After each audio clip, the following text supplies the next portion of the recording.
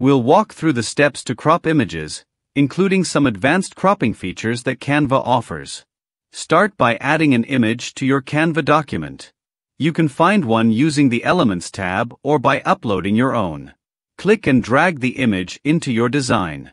Use the handles on the corners of the image to scale it up or down to your desired size. Double-clicking the image will automatically open the crop tool. Alternatively, you can click on the Edit Photo button and then select the Crop tab. If you want to freely adjust the crop, choose the Freeform option.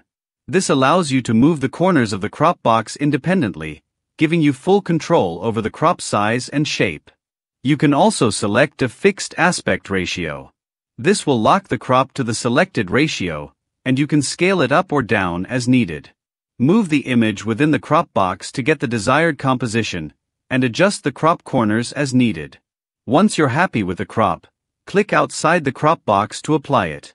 Canva has a smart crop feature that uses AI to suggest an optimal crop for your image. This can be helpful for quick adjustments, though you may still prefer to manually crop your image. If you're a Canva Pro user, you can use the Expand feature to extend the background of an image. This is particularly useful if you need to fit your image into a specific aspect ratio without scaling up the image itself. The Magic Expand tool can even generate new background areas, though the results may vary based on the image. Once the crop looks right, simply click off the image to finalize it.